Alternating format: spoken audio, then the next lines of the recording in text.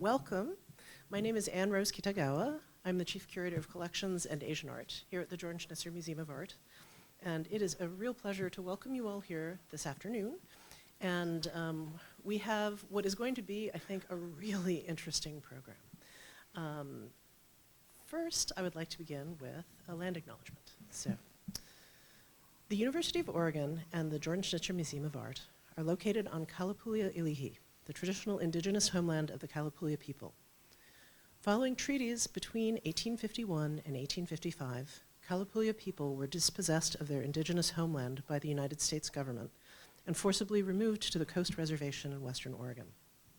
Today, descendants are citizens of the Confederated Tribes of Grand Ronde Community of Oregon and the Confederated Tribes of Siletz Indians of Oregon, and continue to make important contributions in their communities at the University of Oregon and across the land we now refer to as Oregon.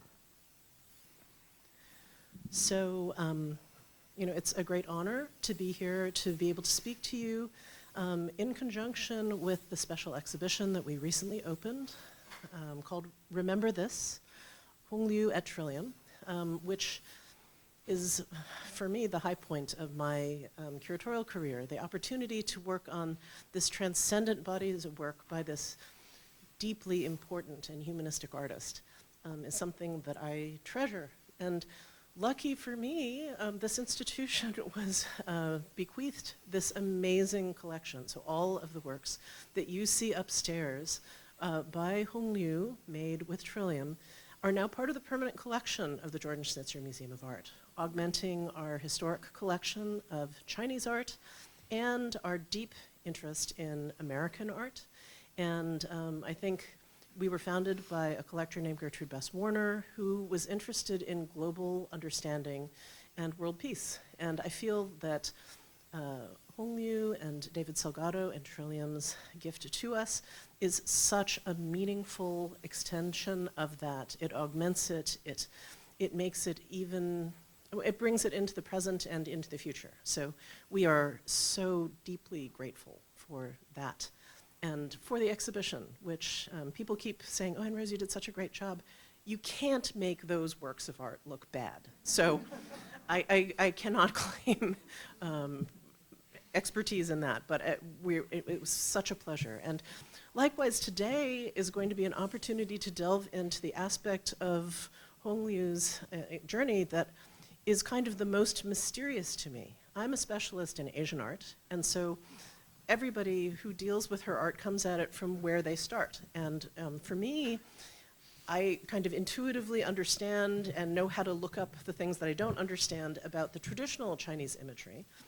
But it is her engagement, the fact that she is a living, or was a living, breathing artist, and deeply in conversation with a lot of the artwork around her. And she went from one environment to a completely different environment, and we're going to get to hear about the environment that she was in, not just from scholars, but from people who were there. So I was joking with them that it's a little bit like, what was it like at Woodstock? It's very exciting to hear from preeminent scholar of Alan Caprow, and John, these are classmates from graduate school who have known each other for umpteen decades. And so their ties go back, there are roots entwined, and it will be so exciting for me to learn about that environment, which is something entirely different, as Monty Python says. So I suspect that John needs to say a number of different things, so I just wanted to thank them both for being here and for sharing their expertise and experiences with them. I suppose something we never said in grad school was go Tritons. It didn't happen. Anyway, it's great to be here today with the show, with the work of Hong Liu and with Jeff. And what we wanted to do, and of course we'd originally planned to do this with Hong herself, but to have this conversation that talks in particular, although not only, about a part of her life that comes up a bit less in a lot of the published literature. And that is specifically expanding a bit on what happened after she leaves China and then arrives in California. And the way we've envisioned this conversation starting, and it's really going to be kind of a conversation with really a lot of coming from Jeff and some questions and observations from me and from Ann Rose. But we did want to start with a bit of biography about Hung Lu, because we can't assume that everybody here knows that. So we're going to show some pictures of that, and then we're going to talk a little bit about the MFA program at UC San Diego, which is about as far from Chinese socialist realist painting as you could get. And I don't think you could get much farther away from it, in fact. And Jeff will talk about that. I'll add an observation or two. And in particular, Hung worked a lot and was influenced a lot by the artist Alan Capro. And as Ann Rose mentioned, Jeff is one of the world's primary scholars of Alan Capro's work, curated his most important, largest exhibition, edited his papers and published them, and has written extensively about Capro's work himself. So he sits in a uniquely strong position to think through that tradition and then what it meant for Hung, his wife, to encounter that after China. So we're going to start, Ann Rose is going to steer here, and we're going to start with China. So Jeff, if you could talk just a bit about what we're seeing here and what's happening in these images, that would be wonderful. Well, thanks for coming, everybody. And the image on your right was taken by Hung in the village that she worked in. Like many educated people, youth in particular, she was sent away during the Cultural Revolution, which began in 1966, although it took a couple of years, and so she was sent away in 1968 to a village about 50 miles outside of Beijing in what's now called Huairou. And I've been there with her, like 15, 16 years ago, and it was interesting because all the people that were older, they recognized her. They knew who she was, She was one of a number of students who went to that village, and they worked as farmers all but one day a year, all day from sun up to sunset. One of her favorite times there was when the officials would give long, boring political lessons to the workers, and so that meant everybody could doze off, and she could do a little drawing and stuff like that. But so she was in the countryside, and it was hard labor for 4 years, and then and eventually got out of that situation. And that's her on the left with the wheelbarrow. Right, that's her on the left. It's a picture of her doing the work that she did. Bare feet and with a proletarian smile on her face. All the images that showed people working that were official images back then, they all had smiles, and they had red cheeks, and they were a little bit plump. And, it sort of conveyed the idea that the revolution was a success. Everybody was happy. They loved to do menial work all day long in the sun or the rain and the mud. And they were making there was an abundant crop for all the people of China. And the three classes of people that were most important then were workers, soldiers, and Peasants. Farmers. Well, no, there were peasants, but I say workers, I mean Industrial. Yeah, industrial work, people that were, I forgot what the word for that is, but they were, industrial work, and then peasants. So the peasants and the peasants superseded the landlords, the industrial workers superseded the factory bosses, and of course the soldiers superseded everybody. They were all more or less peasants in a sense, but educated people were not really part of the deal anymore. Although,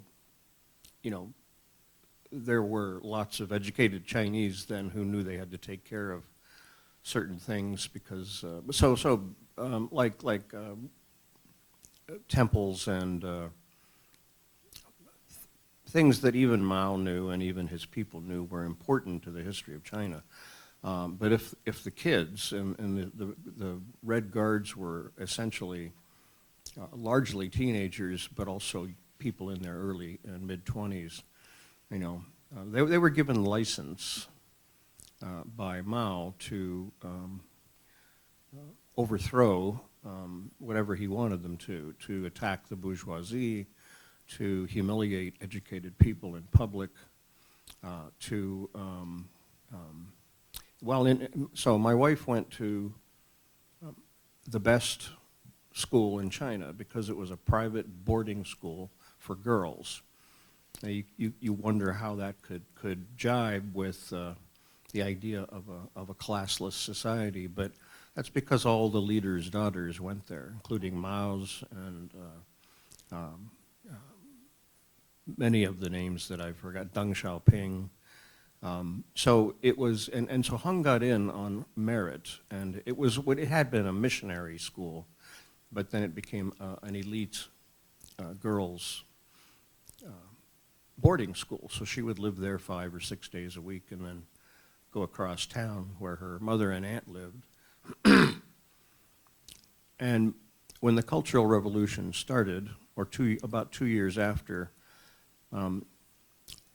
the girls suddenly became revolutionized, radicalized, and one of them, the leader, whose name I forget, but she put a red armband on Mao's arm up on the podium at Tiananmen Square. He symbolically joined the Red Guards, and she led a group of girls that Hung knew on an attack on their principal, and they forced the principal to run up and down a coal mountain and then run up and down the stairs of the school until she collapsed, and they reluctantly took her to the hospital. Most of the doctors were peasant first aid people because doctors were too elite, and so the woman died, and there's a whole story about that. So that was Hung's school. That was the most elite boarding girls' school in China. And when most of the girls went on a rampage, they literally killed their principal and one other teacher, and then another teacher who was a mathematician jumped out of one of the dormitory windows and killed himself. So they kind of trashed the place, and so that was kind of the context for part of Hung's education. Prior to that, she received an excellent classical education in things Chinese and even some things European, literary and poetic, political, historical, mathematical. So she was a smart person and went from being, well, her father was on the side of the Kuomintang, which was the Chiang Kai-shek, and they lost the Civil War, and so he was taken away when she was 6 months old, and she never saw him again until she was 46, and that was when we learned that he was still alive. So that's sort of a context for what she went through and the turmoil and of the Cultural Revolution and the way in which elite, powerful leaders were manipulating and using less educated, younger people who were cleansing society of Western and bourgeois influences. Remind you of anything? Next slide, maybe. I say next slide, maybe. Yeah, well, this is a picture of Hung pretending to have painted a picture of Mao.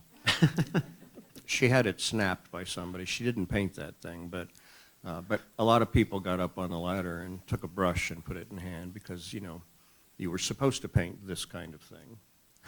And let's go to another one. Yeah, so Hung got back from the Cultural Revolution through an almost miraculous encounter with an official.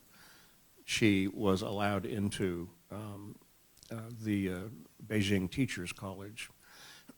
And they didn't really have an art program, but they had a revolutionary entertainment department.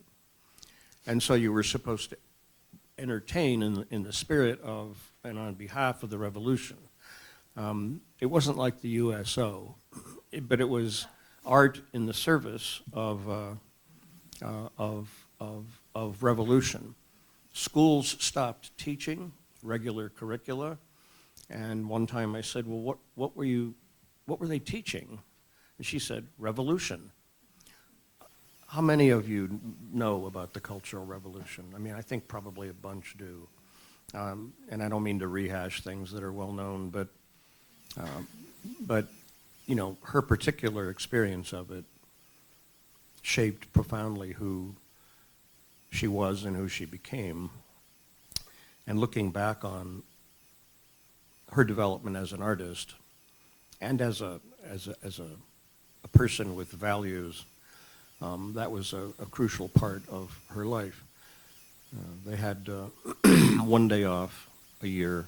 That was Chinese New Year, and worked all the rest of the time. She was out there with 3 or 4 other fellow women students, and the villagers took to them. They liked them because, you know, the girls had something to add to village life, and they had their own place to live.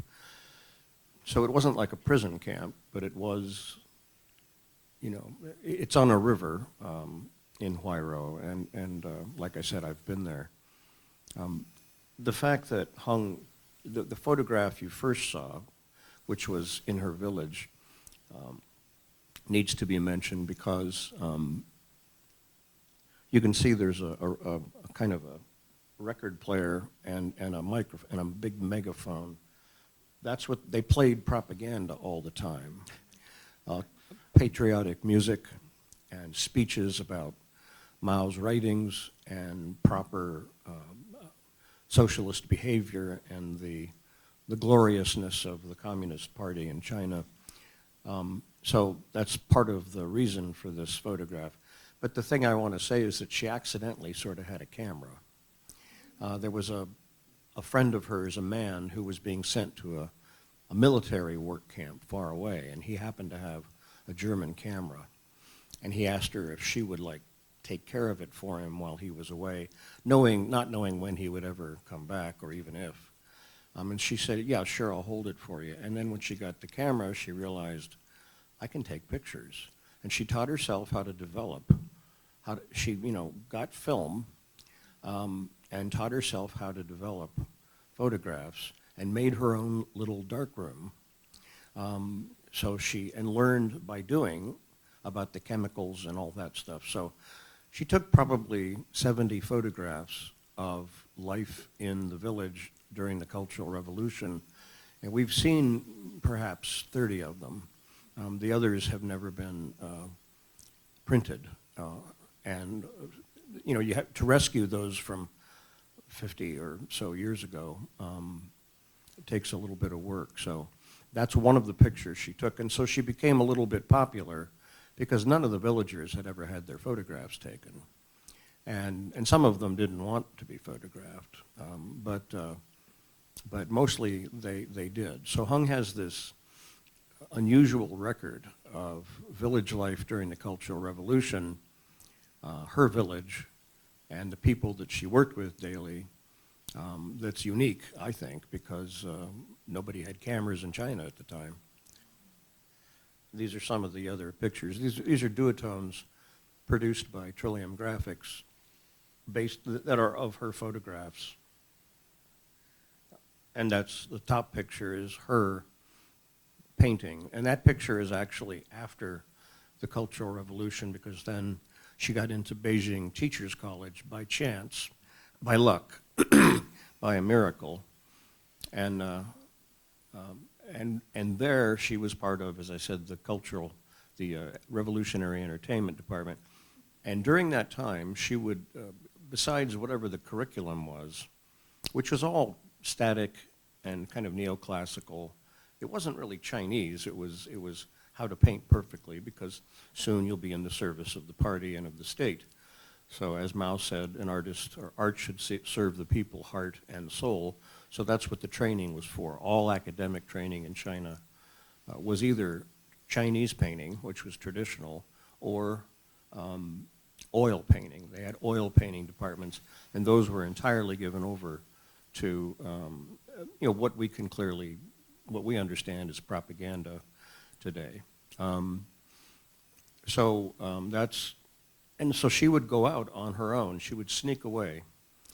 And she had a coat that would cover a little paint box that's about this big, and little pieces of canvas or paper in there, and brushes and some paints. And she would conceal it and wander off to the outskirts of Beijing. And then she would do little paintings just on the spot, little plein air paintings. There were very few people in them, or hardly any people. Some animals, but mostly places. Places that looked like the one you're looking at, which is, kind of a village. Or sometimes she would do paintings of very industrial bridges. So she wasn't painting a sentimental version of ancient or old China. She was painting China today around her, the real world around her. And so that became a body of work that, well, it was hundreds of paintings, but all that were left were about 37. And we finally got them back from China at some point. Now they're in the collection of the Museum of Modern Art in San Francisco. And they're just gorgeous paintings because they're free. Nobody's watching her. They're not propaganda. She spent a lot of her early life becoming an artist, figuring out how to not do propaganda. Can you say the name of them? Yeah, the name of them is, she called the body of work My Secret Freedom Paintings. So, at one time they were discovered in the Beijing Teachers College, and she was criticized publicly for doing this. They said, why would you do this? Why would you paint a picture of one picture was a public toilet. She said, why would you paint a picture of the public toilet when there's all this glory and grandeur of the new China that you can be painting? She was also very interested in color with these works because, classical and neoclassical art, which means very realistic painting, color wasn't an expressive part of it. It was more like a tint for it. And the most expressive color in China was red, per the communist flag. So Hung was really trying to explore color and see what her instincts were in terms of responding to a place in a given day. I wrote something about these works, and I said that she tried to get as close to China as possible and as far away from Chinese. So the people weren't part of this. The people, or really any people. And then she worked on this. This is her. Then she got into the Central Academy of Fine Art, which is still the principal #1 ranked art school in all of China. And she got into the graduate program there. And a lot of people that would later become famous went there. The critic Ho Han-ro, Sui Jianguo, Lu Xiaodong, people that became part of this first wave 30 years ago or more of modern Chinese artists. So the Central Academy was kind of a cradle for a lot of that activity. But she did this mural, and you can see pictures over here doing a kind of mock-up of what it was going to be, and it was based on bronze bells that were excavated in 1968, just when the Cultural Revolution was at its peak, and were not destroyed, but they went back, I don't know, 1,000 years. I'm not I know. Yeah, you know. So they're the bells that were excavated from the Marquis E of Zhong's tomb. So I believe it's about 433 BCE, and they are the most technically advanced bells. I mean, they're probably 2,000 years ahead of their time. Each of those bells was cast to play two different specific tones. So not altered after casting, but cast so that technology was lost soon thereafter, and that find was remarkable in that no one had ever even heard of the Marquise of Zung. No one knew. So it was at Wuhan, and the bells themselves were a phenomenon. There were a number of, as often happens in these tombs, people who were killed and left in the tombs to serve the deceased in the afterlife, and many of them were women. So I assume that these are the women that she portrayed as playing the bells and as dancing. Well, the bells are kind of hard to discern in this. They're in the background. And for her MFA project, she did the mural that you see in what was the foreign students' dining room, but then it became everybody's dining room. The idea back then among Chinese authorities was that, you know, the new age kind of most advanced way of communicating with the outside world was murals.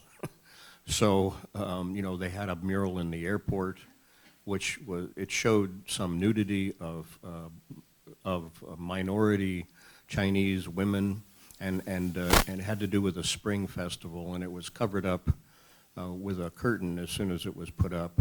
And it remains in that old airport today, I think, covered up with a curtain. So Hung was one of 2 or 3 graduate students who was in the mural program. And so she had to figure out something to do that wasn't propaganda and that wasn't going to get covered up with a curtain. And so she did this huge piece, which was most recently, well, no, it's destroyed.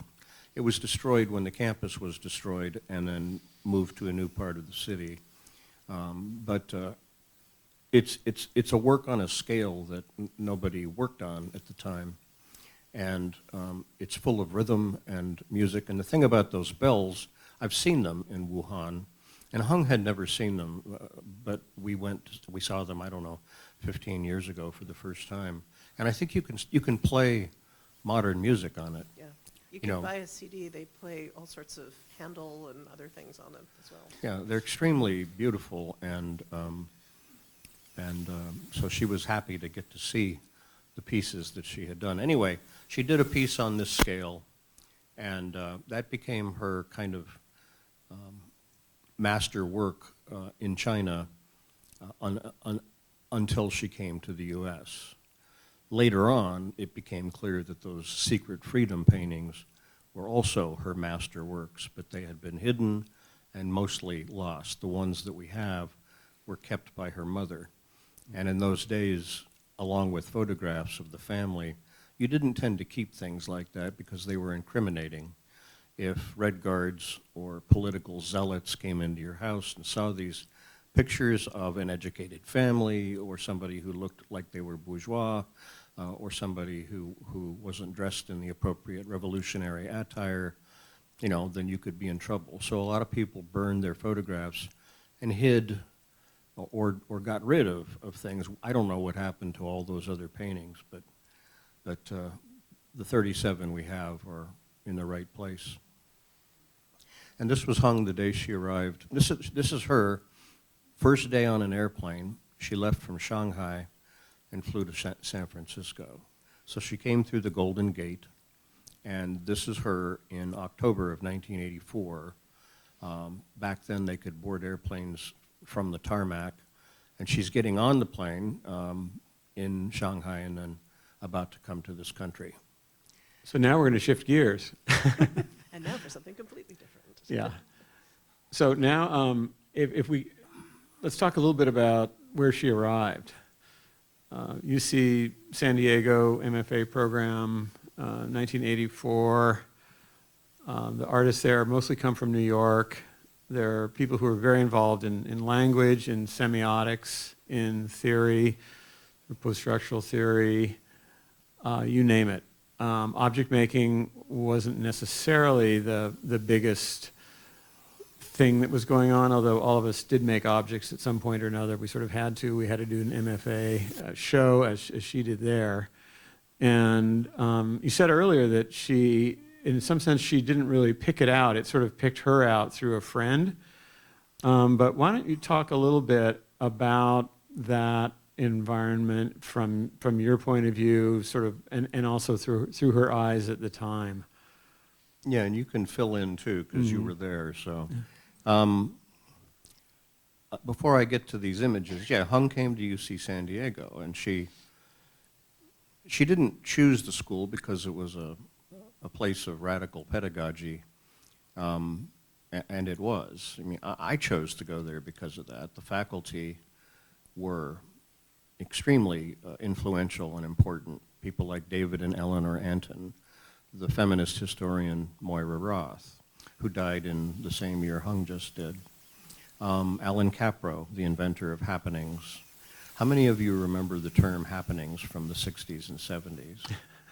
Okay, see, it's not, there's no kids in here, I guess. Doesn't they say if you remember, you weren't there? Well, the term was pretty much in the atmosphere at the time. Anti-war protests were happenings. Allen Ginsberg tried to levitate the Pentagon. That was a happening. Bobby Kennedy's presidential campaign was a happening. His assassination was a happening. So happening was a term that was applied to some out-of-the-ordinary event that seemed perhaps, intentional and somewhat artistic, unusual, perhaps tribal, full of young people, maybe celebratory, and perhaps a challenge. The status quo in terms of the arts, by that I mean it was theatrical, but it wasn't theater.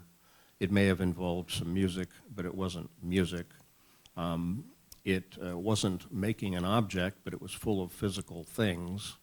And it was there were words in many of them, but it wasn't literature or poetry per se.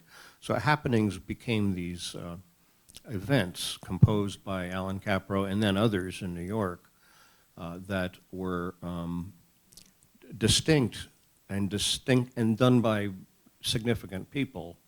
And I've written a book about Alan and his happenings, and so they're not unlike a lot of other kinds of art. But at the time, they really were these curious, mixed animals, and that non-artists could also participate in. yeah, I mean, there were non-artists participating, and different artists had different styles of doing them.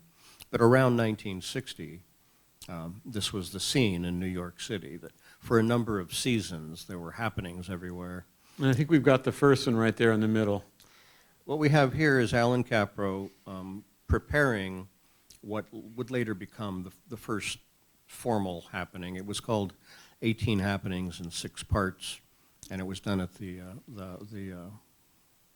Rubin Gallery, which is on, it was 61 4th Street, which is a little part of a street. And it was 3 flights up in a walk-up, and there were guests, and it went on for 2 weekends.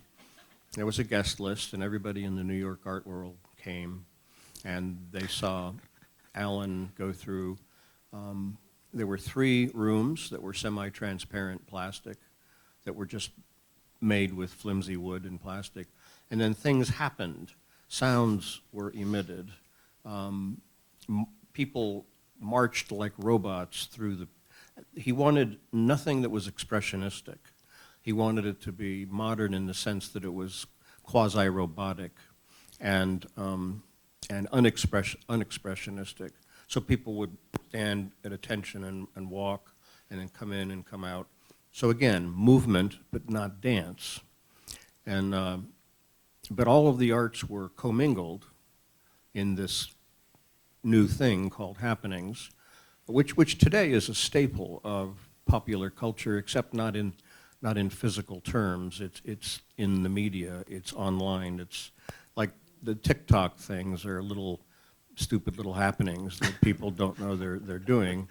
But that comes from that. Or you remember there were those some years ago we had those, what was it, when all of a sudden people would erupt into something together, and Right. what were those called? Flash mobs. Well, Right. that came from happenings too. The difference is that everything today is made for some recording and made for an audience that exists as part of a network. But these were very physical, and there was no network. You know, it was dial-up telephones and black and white television. And many of them were very scripted, too. Alan would have a sort of script. Well, did he write those after or before? No, he wrote them before. So yeah, the reputation they got was that it's anything goes. Youthful, celebratory, whatever, do whatever you want. No, a lot of artists hated him because they required no discipline, no training. It was the antithesis of art, or at least of taste. And so, but different artists did them more or less spontaneously. Alan didn't. He wrote scores, very careful scores. His teacher was John Cage, and Cage criticized him for being he said he's like a policeman. He tells you what to do, you know. But he wanted to see what would happen if he set up a chance situation, like if 3 rooms that are semi-transparent plastic, and there were seats for. When you came in the door, you'd get a card that says, you know, go to room 3, 1, and then 2. So it was a 3-part series. A bell would ring. You'd go to the room. If you came in with a partner, your partner was likely to be in different rooms at the same time. So you were asked to be in these rooms and to sit there while things happened, and then go to the next one and the next one. So you could see images, sort of blurry images of the people in the next room, not anybody in the third room, but maybe you'd hear sounds from something going on. So it was kind of a gentle assault on your senses in terms of being moved around in space, in terms of hearing things, seeing other people, and not quite being sure what was going to happen. So even though he wrote careful scores, from the participants' experience, it was random. And that randomness is what he was interested in. Like, what's the nature of experience, you know, if it's allowed to unfold? Probably one of the most important things he ever wrote, which I have in my book, is as an experimental question. He wrote this at that time. He said, what happens, but basically it's like, what happens if you invite the audience and cancel the performance? You know, and that's what John Cage had done in 1952 with 4 minutes and 33 seconds. The audience was there, but John Tudor did not play the piano for 4 minutes and 33 seconds. Mm-hmm. So there was a lot of experimentation about what happens if you take the conventions of art away and something else happens. And it was the freshness and the modernness and the unexpectedness of that I think a lot of these artists were after. So this is Alan preparing for that. There's Alan with his professorial pipe. That's Alan in 1961 at what is now Hauser and Wirth Gallery in New York. And he had a piece called Yard, where he got all these old used tires and filled up this sculpture garden. You can see the sculptures are wrapped in tar paper to protect them. That's the art handling of 1960. And so he piled it up with this, and then the audience was invited.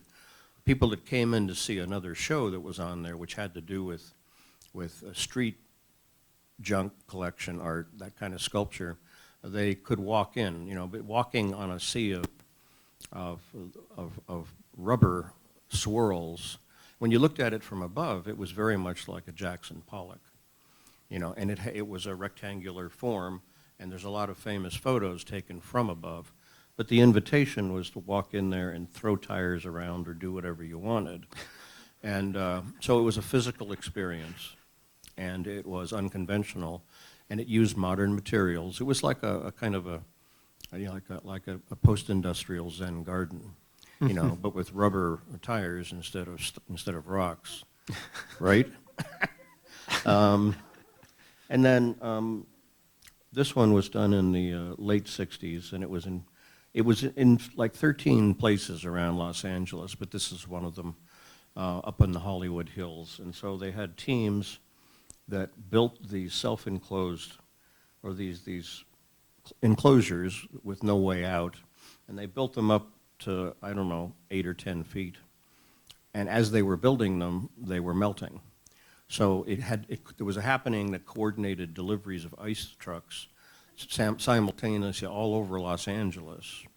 And one was done next to a draft station, one was done next to the Pasadena Museum of Art, one was done in these hills, another was done in front of a McDonald's, one was done next to a bricklaying yard. And the older man who was an immigrant from World War II to LA, he was really pissed off because he thought that everything he did as a worker was being mocked. And Alan learned a lesson, be careful where you do your work because you're not trying to offend people. But this guy took it, he had all these kids that were working as a team putting up ice blocks, and he was still carrying bricks around to deliver orders. So that those conjunctions of an artist doing something in a public space and the values that are resident in that space came into play also. And then finally up here, this was in 1970. This is when I met Alan, but this was a piece he did in Berlin called Sweet Wall. And this was within sight of the Berlin Wall and up against the Spree River. It was the architecture was still bombed out from the war. And so working with, I forget the name of the gallery, but René Bloch, maybe? yeah, René Bloch. Yeah, he did this wall, and it was cinder blocks, and the mortar was freshly baked German bread and jam. So thus Sweet Wall. And so you can see the bread and jam and then they built the wall, which was a team effort, and then they slowly pushed it. It looks like it's going to fall in a big giant thing, but actually he said it just kind of leaned over and went thud. So they pushed it over, and then they cleaned up and went away. The police came. Apparently a day or two before, a person trying to escape from East Berlin had been shot in the river. And it was also the site, roughly, but close to the site where Rosa Luxemburg had been killed and her body deposited there. So the place itself was loaded with meanings. It was in the wake of the war when lots of people were put up against walls. So there's a lot to ruminate on when you take pieces like this seriously. But these are the early forms of everything today that is outside of a boundary or timed in a way that doesn't conform to classical structures, or that involves the audience in a way that makes them no longer an audience because they're participants. If you enact one of Capro's scores, and if you find one, you're free to do it, then you're enacting the score, so you're no longer a member of an audience watching something happen. This was Hung's principal teacher when she got to UCSD. So let's go to the next slide here. So this woman who is trained to paint Mao meets the man who created happenings. And now you have a better sense of what happenings were in Alan's version of it. So how about that? Well, that was pretty amazing because you can see how Hung had an unusual sense of humor and spirit for somebody who came from Maoist China. I've known many, and most would never be in that position, much less seem to be enjoying it. That was part of what was unique about her. Everybody who knew her, not just that she was a great artist, but also that she was a funny, strong, interesting, and empathic person. So she was enjoying this because this was her respected mentor. And I had met Alan in 1970 when I went to Cal Arts. He was teaching there. But then one of the reasons I went back to graduate school at UCSD was because of faculty like him and so many others. I had heard a rumor when I got there, and John I'm sure had too when he was there just a little before me, that there was this Chinese artist who had applied and had been accepted, but the government would not let her go. I remember, actually, we got to review slides of grad students who were coming in. We didn't get to vote. The faculty did that. But we got to, the current grad students would look at the slides of people who were coming.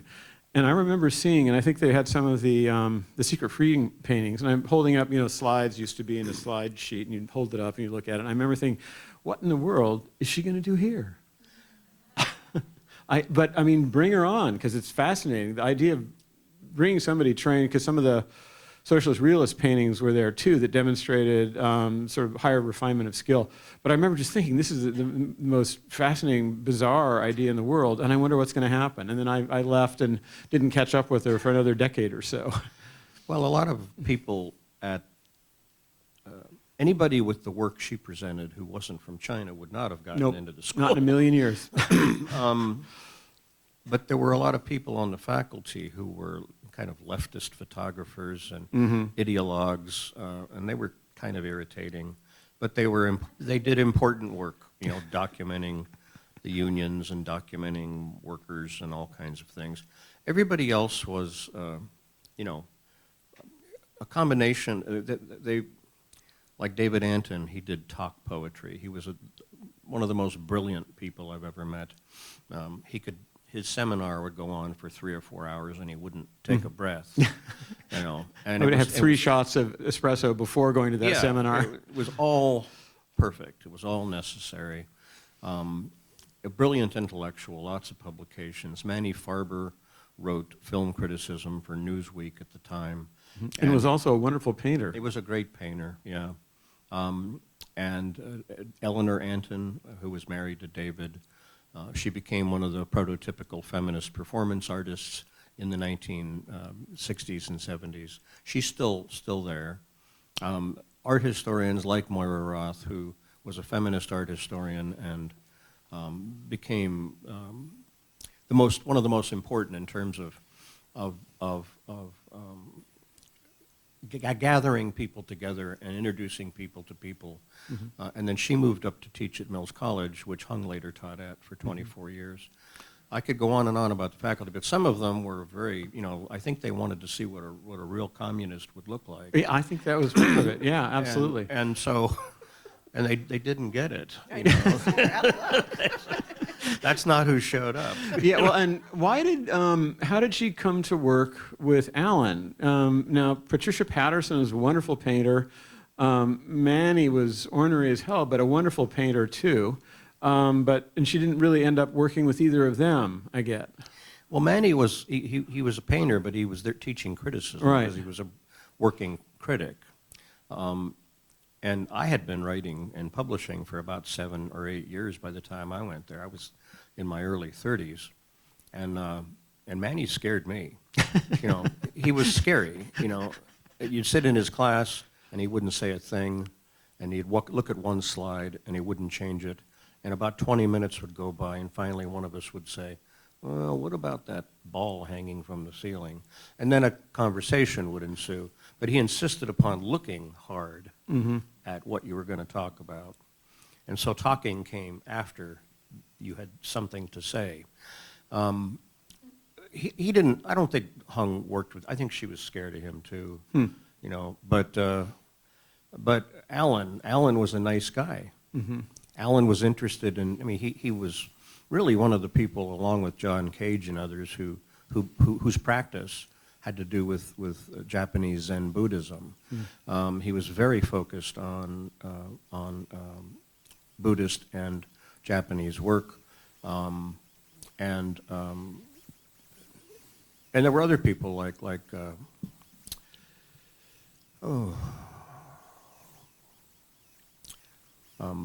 Newton and Helen. Newton and Helen Harrison. They worked as a team. They did work about the environment. They're very Jerry Rothenberg. Yeah, Jerry Rothenberg, a poet, but he never worked with Hung. So Hung had these radical avant-garde people who were highly educated, generally very nice. Alan and Moira were the nicest and the most welcoming. And so she was drawn to him, and so she joined his classes, even though they were undergraduate classes, and participated. So the story is that one day that class went out to and found a dump on campus. And it had a couch in it, and there was a lot of garbage in it. And Alan brought the class, and he had cans of paint and paintbrushes. And so he put those on the ground, and they pulled up to this, and there was a dumpster. And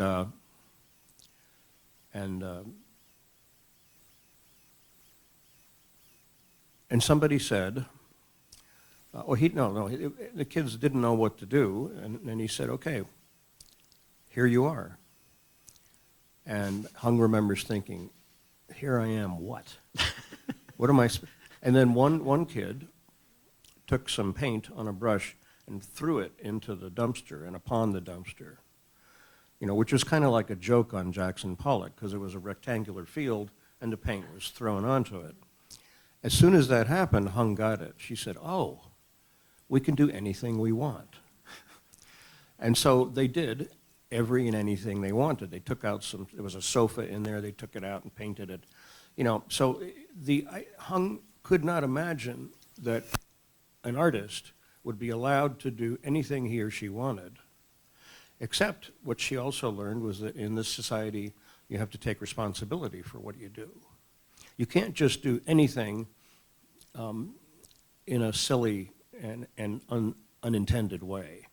So a sense of improvisation and responsiveness to the moment became part of herself and part of her work and thinking about her work as a consequence of Alan Capro,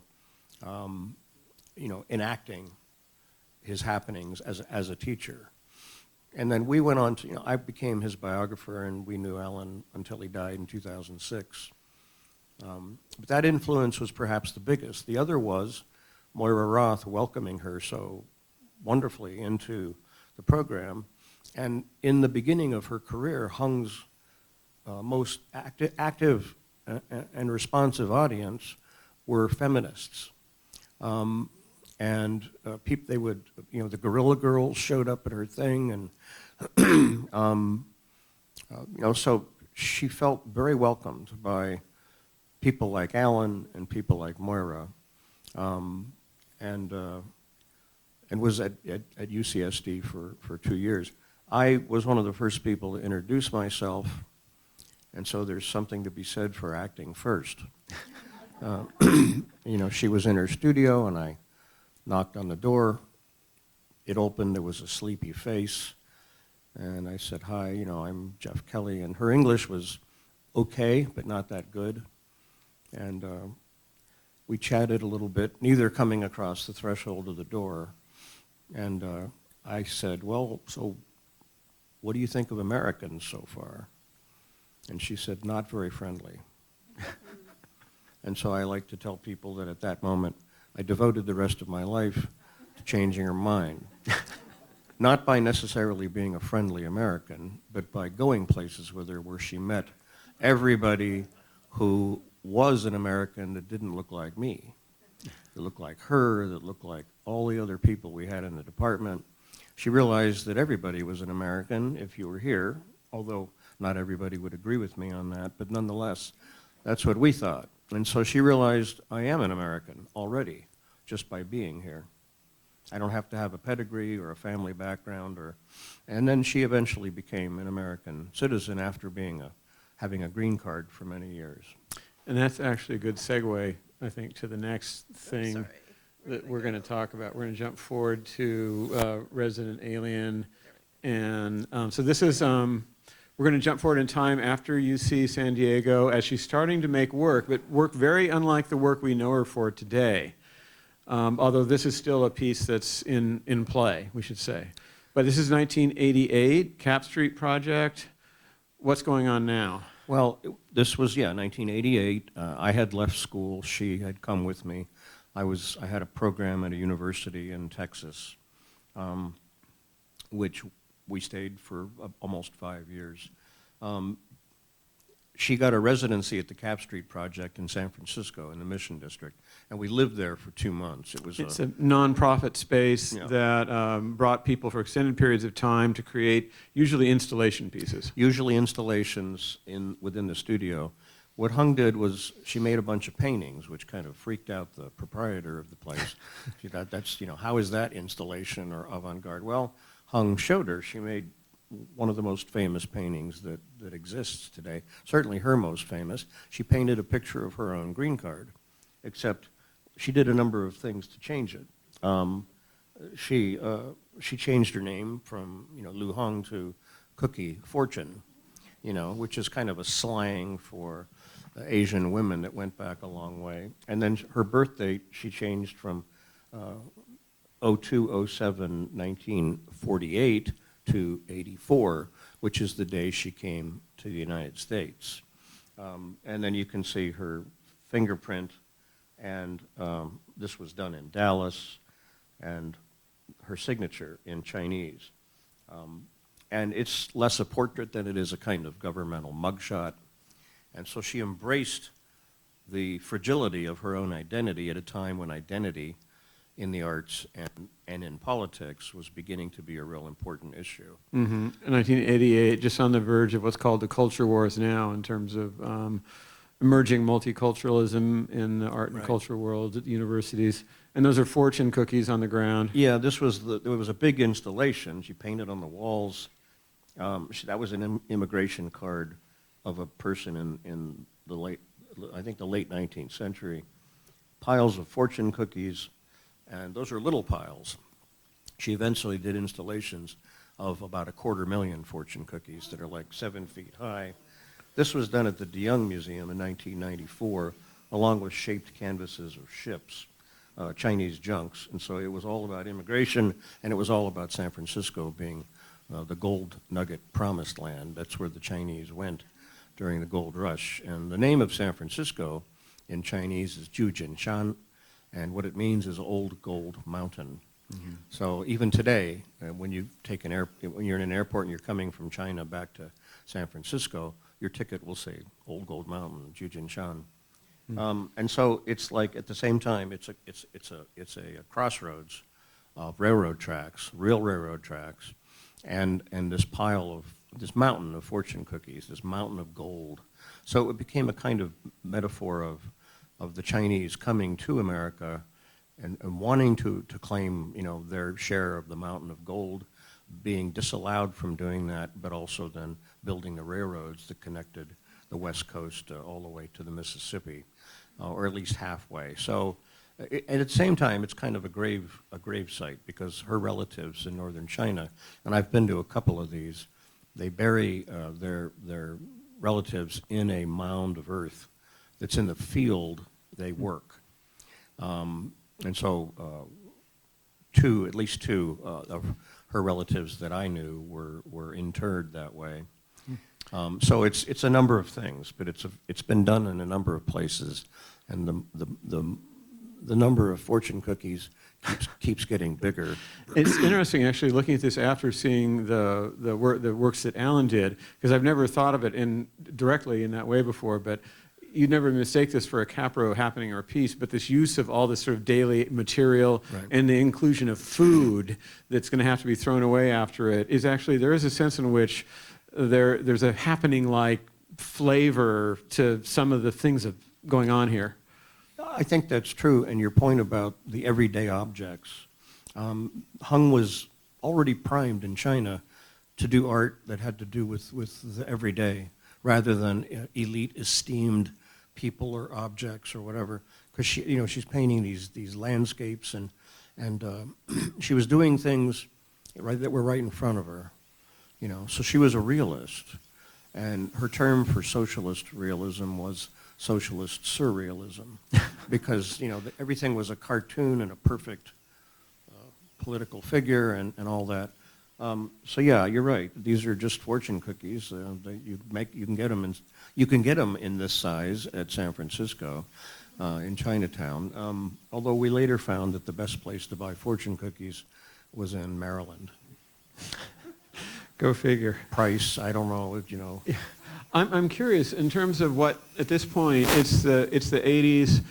on the one hand, we have this, we're coming up on a very more political moment for art and for museums. On the other hand, painting has really been the big thing in the art world since the early 1980s. Jean-Michel Basquiat, Schnabel, David Solly, and then the German neo-expressionists, quote unquote, show up versus the younger generation and the others. Was she, and she's doing this kind of work now, but she still is carrying with her this vast set of skills as a painter. And the more you see her work and the more you see her drawing, one realizes that her level of skill, that she's just infinitely talented.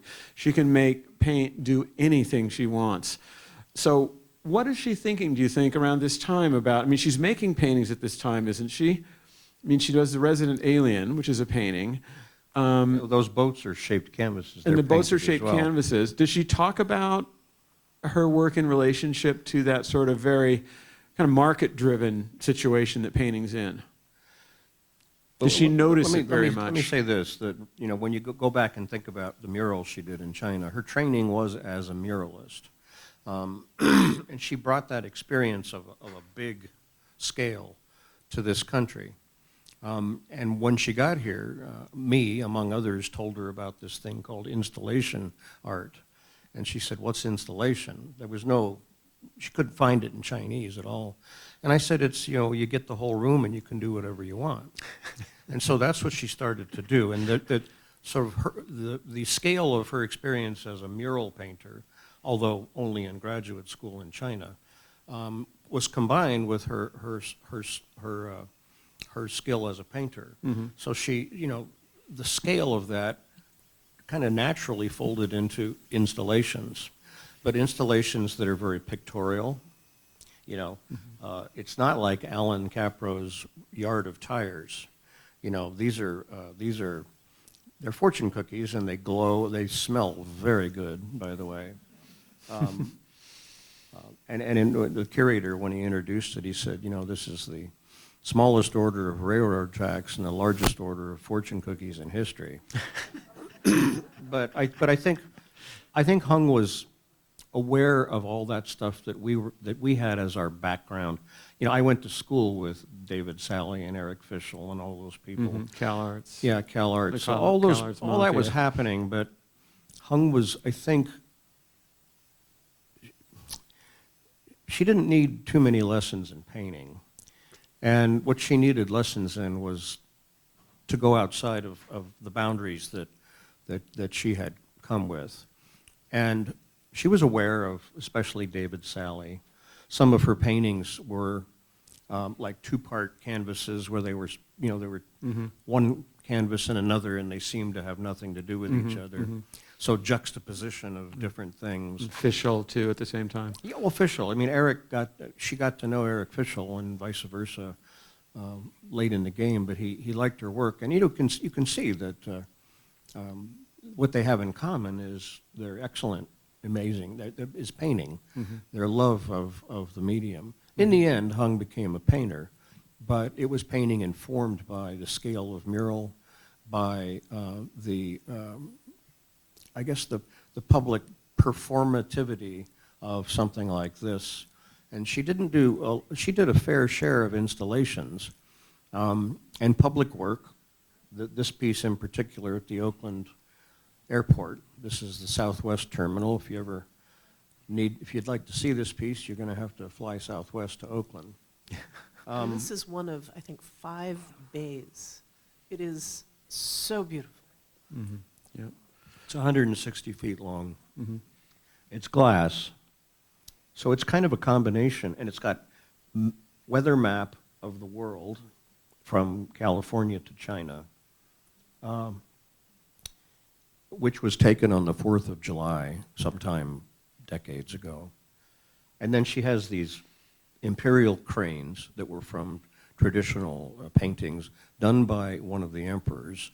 I don't remember Song his... Huizong, so the very famous Northern Song emperor who was more interested in art than he was in politics and lost the nation, but was an amazing perfect. painter. And he has a painting of auspicious cranes, ironic, isn't it, above the palace that was supposed to, mandate of heaven, everything's going great here.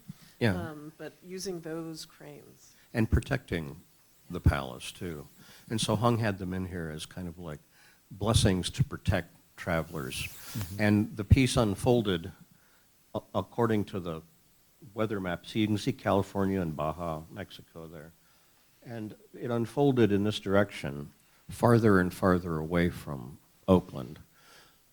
So in other words, it was like this, and then it got like this, and like this. Same size each time, but it zoomed in, and then so it zoomed out when you were going to the gate, so you were going away.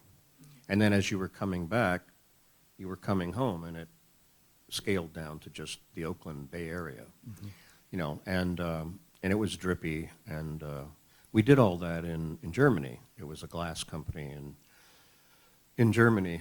I went there about 3 times, and it's a great piece, and the light is, you know, we learned that you can't, if you color something white and you don't have something beneath it, that it'll be black because the sun will shine through. Any paint, any color, it's just sort of black. And so we had to find ways to screen it from behind so that if you shined light on it from inside, it would be white. But this is her scale, and this is her sensibility. Traditional Chinese imagery, postmodern airport scale, something that changes as you move along it, a degree of theatricality, but also, as John was suggesting, a complete confidence in whatever her hand brought to the surface. And so that's kind of one way of summing up, you know, who she was. And what I'd like to do is I'd like to have one last little chapter here where we talk about the works that are on view upstairs, because I think that's a perfect jumping off point for it. And because on the one hand, you know, we see there's the transparency there's the sense of layering, there is the sense of light that imbues those paintings through the resin. And there's something else that this dialogue has brought out for me as I've been thinking more and more about that body of work, which, as you pointed out in your comments last night, is very different body of work. And initially, I think, has been very challenging for some people because it's not traditional painting. But the thinking about Capro and about the freedoms that she took from Capro also makes it interesting to go back and think about the work she does with David Salgado at Trillium, which is really also about deciding I can do anything I want to do. I can make artworks out of photographs of my earlier work. I can change them. I can paint on top of them. I can add different backgrounds in. I can do anything I want to do here because I'm the one who's making it, and in collaboration too. But still, taking that sort of freedom to make works that are they're shockingly beautiful in certain respects. And it's really interesting thinking about this body of work together with Capro at the same time. Yeah, well, I mean, you know, what she got from her education at UC San Diego is kind of what we all got, and that is that, you know, like Jasper Johns said about painting, he said, do something to it, do something else to it. And it's that else part, you know, do something else. That we all came away with in our own ways. But Hung, coming from China, where she had to secretly paint little landscapes, they're this big, to the situation like this was indicative of the experimental identity that she was able to assume after she went through San Diego. And I would add one kind of cultural, perhaps political thing. She did believe that as an American, it was her responsibility to do whatever she wanted. You know, because that's what she had never been able to do. She knew the difference between the society from which she came and the one that she was living in. And she lived exactly 36 years in China and 36 years in America. You know, she's not a Chinese American, she's an American born in China. And that's a different distinction. So she came here as an adult, as an accomplished person who had a sense of a spirited sense of wanting to do new things, see new places. Working in the fields for 4 years, she would often look up and see an airplane at 40,000 feet and wonder where it's going and if she'd ever be able to be on one of those and go there. Mm-hmm. So this is a romantic journey, and it's an American story of migrating to the United States. Many of my relatives had a hard time dealing with that her story was our story. And they'd say, well, what about my ancestors? They came from Ireland. I'd say, yeah, mine did too. Just, shut up. And we don't talk much anymore. They loved Hung. Everybody loved Hung, but the stories that come with her, if you decide to face them and take them in, they're stories of migration and globalism and life change and authoritarian regimes, and ultimately taking responsibility for yourself. So, she worked with David Salgado, who was the owner and the master printer for Trillium Graphics in across the bay, beneath San Francisco, and it was a fruitful exchange for 20 years or something. And she learned how to do these pieces. The pieces that are upstairs, I think, are probably the very best. And as John says, they're self-consciously beautiful. She wasn't afraid of that. There's a lot of artists who think if it's too pretty, that's not Vanguard enough. But then Dave Hickey wrote his book in 1989, or I think it was 89, and it was called. He wrote the first essay of the book was called Beauty, because he reintroduced the word beauty to the American Vanguard visual art world. When nobody was interested in beauty, they were interested in concepts, ideas, the politics, changing things, and Hung could never shake what her hand had, and her sensibility. All the works are beautiful. The subjects are often terribly ugly, but then it's that. It's that merger or even the struggle between the beauty of the object and sometimes the horror of the subject that makes her a witness to her time. But anyway, these pieces, they're many layered, resin, digital kind of film of photographs of prior paintings. They're all recyclings of images that she had already painted, along with lots of stuff from Chinese art history, and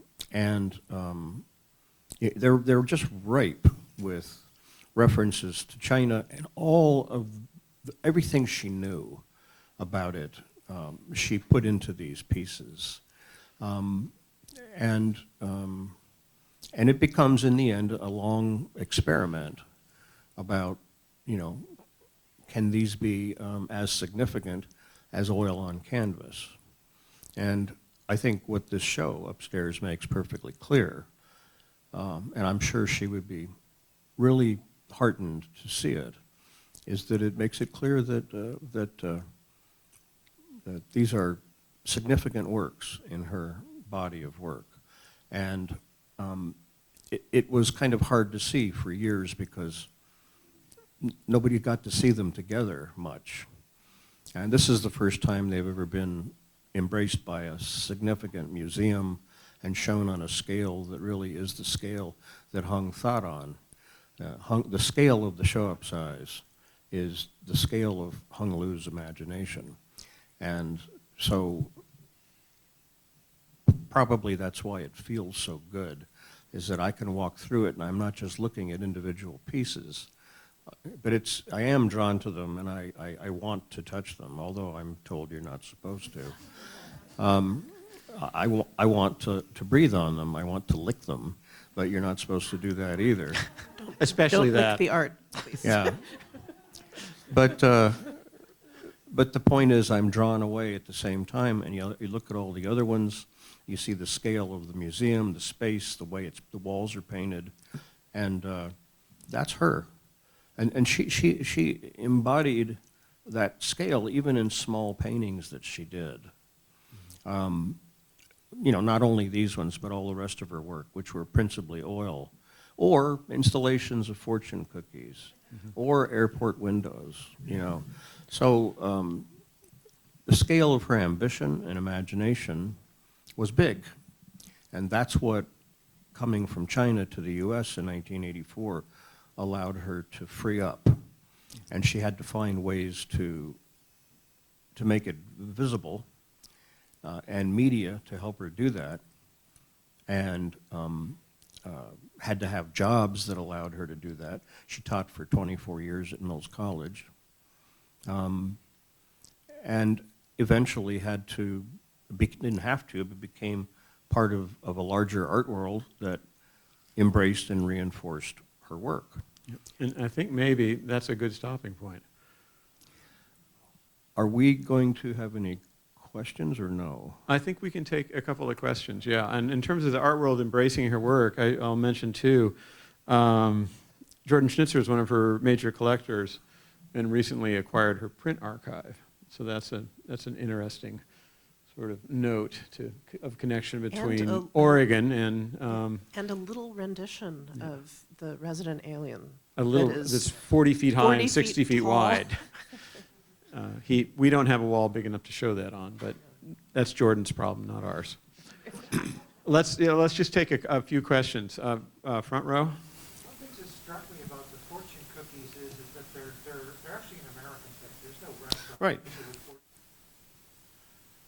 The irony of that ever part of this? The irony is right there. It's dumped on the floor. She knew very well that fortune cookies they're not in China. Anybody who comes here for the first time has no idea what a fortune cookie is. That was part of her experience at UCSD. People would take her out to Chinese restaurants where the food was American Chinese. It was like bad. She'd eat bad Chinese food, and then they'd say, "Here's your fortune cookie." And she said, "What's this?" I'd say, "You should know, you're Chinese." And she'd say, "I don't know." So it was absolutely intended to be ironic in the sense that fortune cookies were not at all Chinese. They were all part of the gold rush. They were all part of San Francisco. And Chinese came to this country not to be Americans back then. They came here to get rich and take the money and go home. And so this was all part of that. And it's a kind of a condensation of railroad history, of the mining history, and of the co-optation of Chinese culture by, I think this was a Japanese-American man who invented fortune cookies, and so everybody thinks they're. One quick thing, one of the places that did this installation in Colorado, they could only buy fortune cookies that were individually wrapped.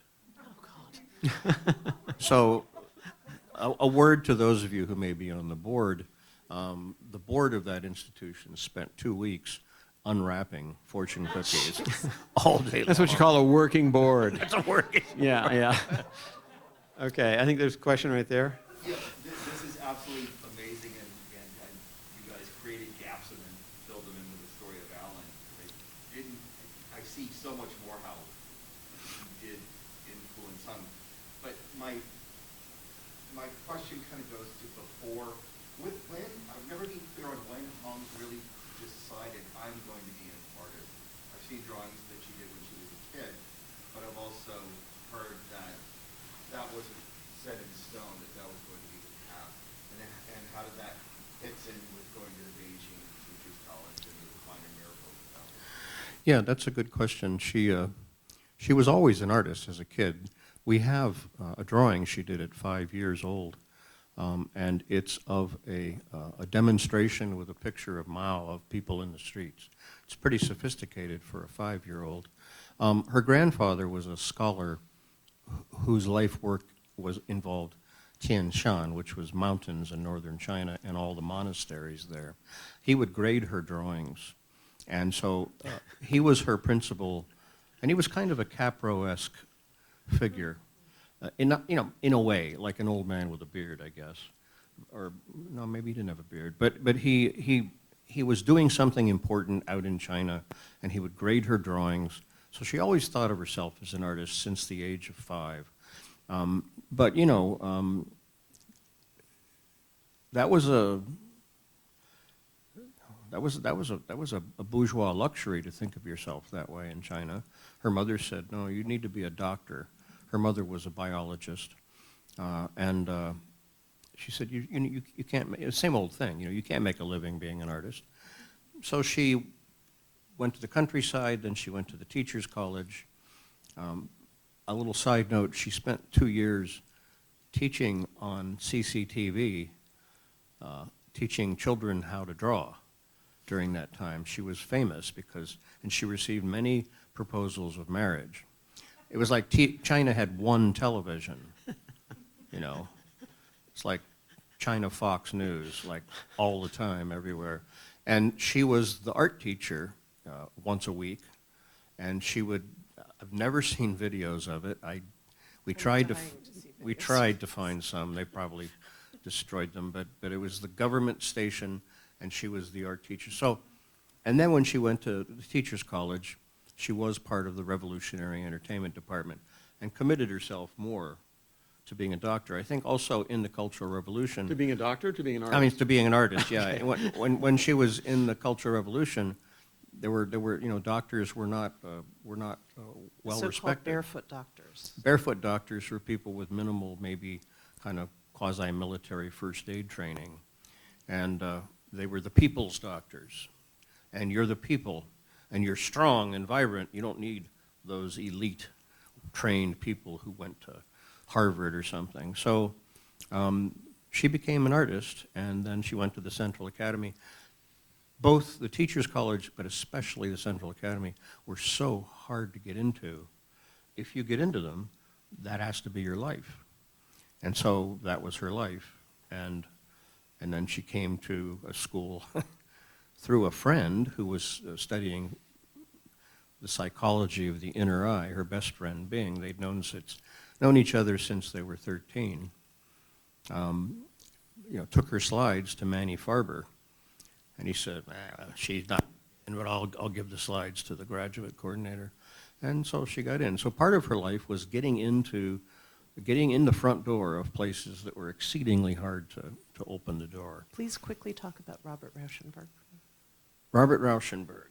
Do we I have didn't put picture? a slide, but just getting into different elite worlds. Okay, well, this is just a story, but it does say something a lot. Hung and I went to Europe in 1990. She'd been there once with me before, but this was really, it was like a 5-week trip, and I had to get visas because she was still a Chinese citizen on an American green card. I had to get visas for every country for her. And we're talking about Italy and France and Switzerland and Ireland, England, I guess. But we wanted to go to the Venice Biennale, which was that year, 1990. So I took her to the Biennale, and we were walking, you know, if you're familiar with it, it's this whole part of Venice that's for 10 or 20 years, it's been given over to these national pavilions that send art to the Venice Biennale every year. And so we were walking around. At the time, there was still the Soviet Union, although the Berlin Wall had fallen in '89, I think, and Tiananmen Square had happened in '89. We were just walking around, and it was a Soviet pavilion, and I could see there was a celebration of Robert Rauschenberg. I said, well, let's go in and see. So we walked in, and as soon as I went in, I could see another room out of sight. There were flashlights, cameras. Back then you could see the flashing light. And I said to Hung, he's here. Rauschenberg's here. Let's go see. So we went around, and there was a small crowd of people around Robert Rauschenberg, who was older at the time, but, you know, not Was this a U.S. pavilion or the Soviet pavilion? Soviet pavilion. Soviet pavilion, okay. Soviet artists had done a show honoring Robert Rauschenberg. Okay. Which around that time makes perfect sense. Actually does. And so we went in, and I said, get his autograph. She said, yeah, I want to get his autograph, but I don't have anything to write on. And then she said, oh, I'll use my passport. And I said, no, no, no. It's illegal to deface a passport. They're going to send you back to China, for Christ's sake. It's just like that. But she went, and she got a pen. And then when her turn, she went up and had a short but meaningful conversation with Rauschenberg. And what she said was something like, and I have actually a video recording of this that I haven't seen in 20 years. And you can't hear it well, but what she said was, I'm an artist from China, and he said, oh, I was recently there, and She knew him because he had done some work in the early 80s in China. And so they talked, and she said, could I have your autograph? And he said, sure. And then she showed him the passport with all the visas from all the countries. And he said, you can see it on his face, he said, oh, this is serious. She said, I don't have anything else for you to sign it on, plus I work really, really hard to get all these visas. And so he turned it to the back page, and along the inseam he wrote, with a thick black pen, he wrote Rauschenberg. And she closed it like this. So she has a print on the inside, and as soon as she closed it, he said, here's your visa to the art world. True story. Thank you. So those are the kinds of miraculous events that got her to the point to where she could consider herself to be a significant American artist with a particular background and lots of friends showing in this society. She showed many times back in China, but eventually the most recent show to go to China 3 or so years ago was canceled by the Chinese authorities, but that show ended up being a new version of itself presently at the De Young. So, is there one last question? I thought there was a hand up there, maybe.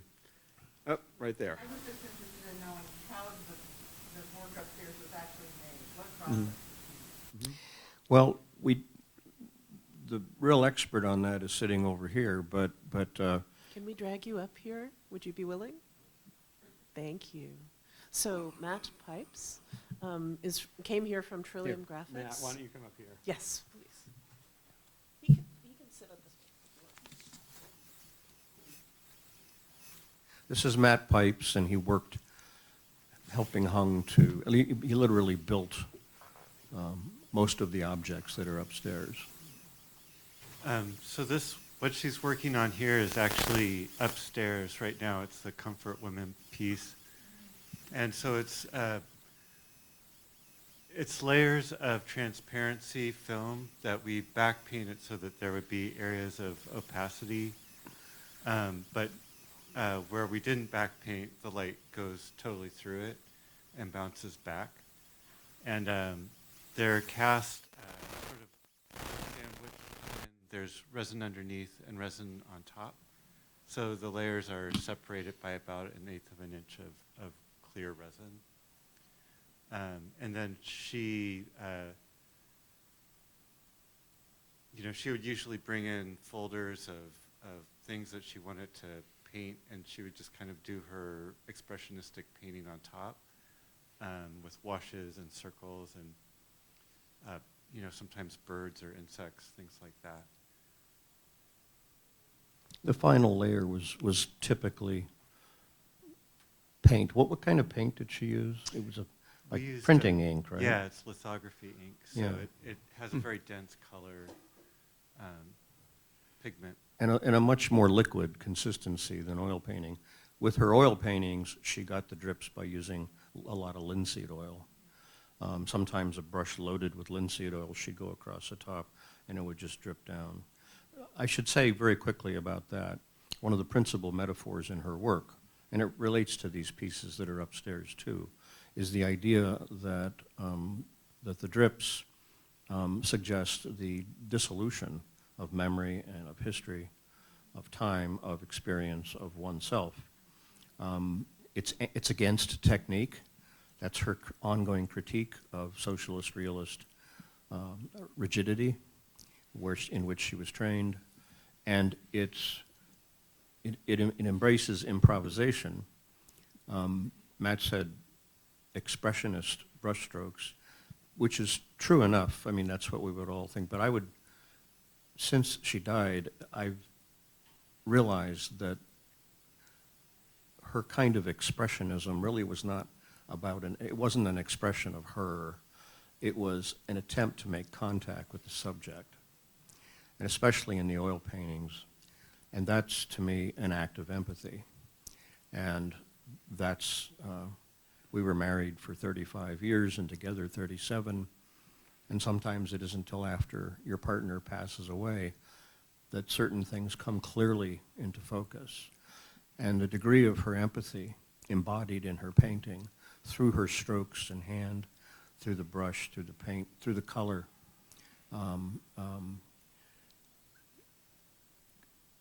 gives her a way of making contact with her subjects, which she regards as ghosts.